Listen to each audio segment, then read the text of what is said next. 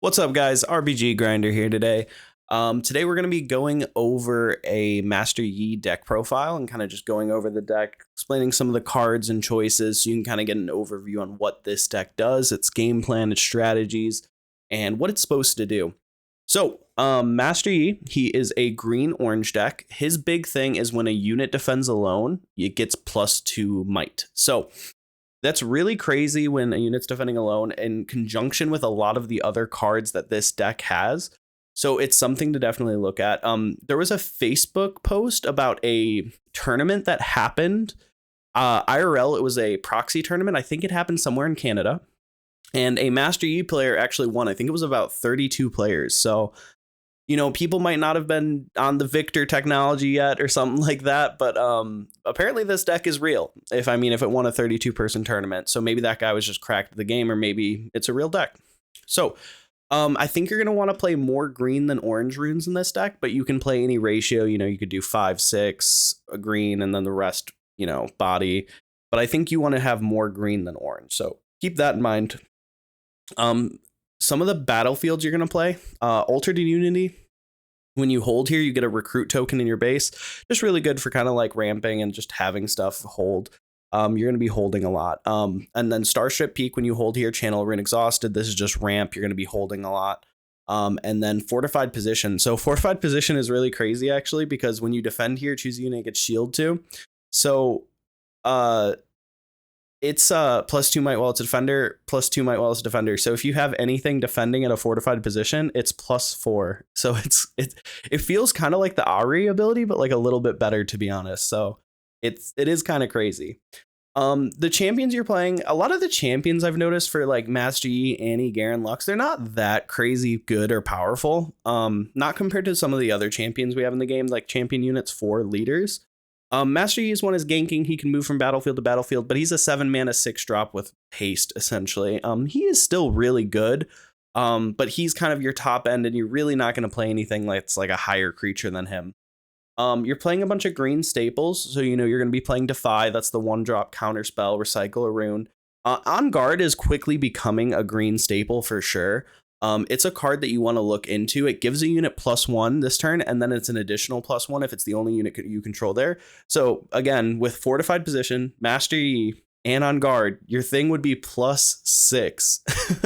I don't know. That's just kind of crazy to me while defending your +6. Another thing that's really good with this deck is Charm. 1 mana, recycle a green, move an enemy unit. So in a lot of decks, this isn't always removal. In this deck, it's usually removal. So you can just move an enemy unit to a battlefield you control, defend it, get +2 with Wuju. Fortified Position resolves, you're good. You're also going to be playing Stalwart Poro. A lot of the Poros are actually really good. This one gets +1 while he's defender. So just by himself and the Master Yi, nothing else, he is a 5 when defending, which is absolutely crazy. If you want a 5 while defending, that just sounds wild. From a 2-drop, okay, like +3 while defending, crazy. Another green staple you're playing is Discipline. It's give it unit +2 might and draw a card. Any cards that replace themselves, I've always talked about this. They always draw 1 card or they do something else. They're going to be played. They're OP. Trust me, you're going to play them. If you're playing green, you play it. Rune Prison as well, stun a unit, doesn't deal damage this turn. I'm not as pilled on Rune Prison, but I know a lot of people are talking about Rune Prison as like a very good stun card, and just kind of like a good spell to play. I'm not as pilled on it. I think Block is currently better, because you can play it as a hidden, and I feel like being able to use your mana effectively, having hiddens available is really, really good. Block gives a unit shield 3 and tank this turn, so +3 while it's a defender, and it has to be assigned combat damage first. So this in conjunction with some of your other spells is really, really good. You also play Meditation. It's a reaction, so play it anytime, even before spells and abilities resolve.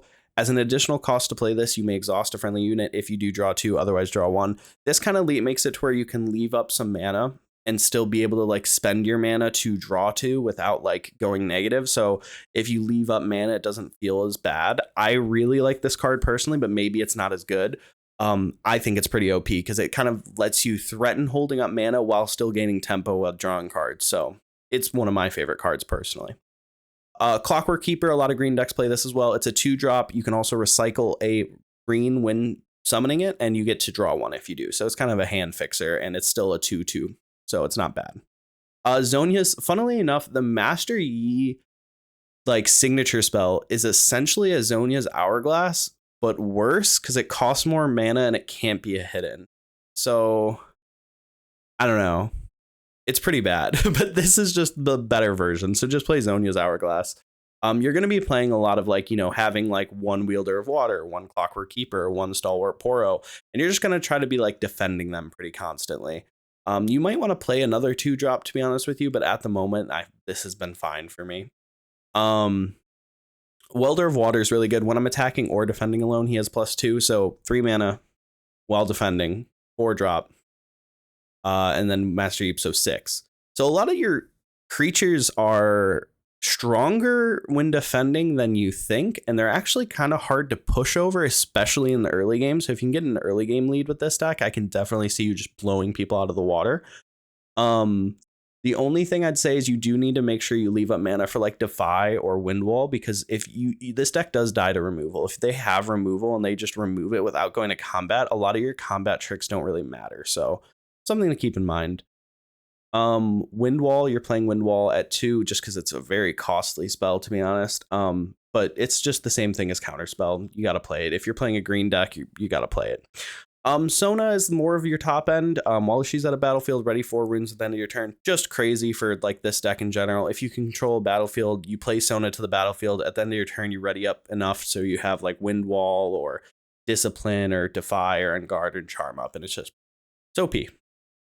And then you have Primal Strength. I'm not as pilled on this card, but I saw a lot of people playing it. It just gives a unit +7. I don't think it fixes the issue with this deck, though. I think my issue with this deck is it dies to removal pretty easily, and I think that we need to help stop the removal. We are already playing Windwall, and we are already playing Defy, but sometimes if they have a lot of removal, like you're just sitting there with a bunch of buffs in your hand and nothing to buff. So it's something to keep in mind for sure. And then you're also playing Gentleman's Duel. Gentleman's Duel is really crazy. It could be like a 2-for-1. I actually wanted to talk about this card specifically because this is like a common mistake that I've seen players make. So this one basically makes it to where give a friendly unit +3, then choose an enemy unit, deal damage equal to their mights to each other. So this is kind of broken because it can almost be like a 2-for-1. So like, let's say your opponent, your opponent plays a unit and then moves a unit from their base to the battlefield to start a combat. You can go Gentleman's Duel to basically like kill both things. Like you kill the one they just played and the one that moved to the battlefield. If like, let's say you have enough to like survive both attacks. And that's really broken. So that's actually why I want to make sure that people who play against this know like, hey, you should probably leave all your mana up, move to the battlefield first if that's what you're planning on doing.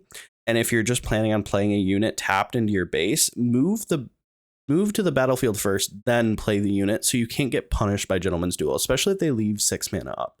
It's just definitely something to think about and I would be aware of. But overall, this deck's pretty cool. I don't think it's the best deck. I really don't, but it is definitely a good deck. It might be one of the better green decks. I do really like some of the other green decks though, like Ari. Still a big fan. But this deck does not play badly at all. If you have any questions or comments or anything you think would be a good tech choice in this deck or anything like that, let me know. Please comment, like, subscribe. I really appreciate it. All the support's been awesome. I'm going to be doing a giveaway at 200 subscribers. So it's been really awesome so far. I appreciate the community and everyone here. RBG out. I hope you have a great day.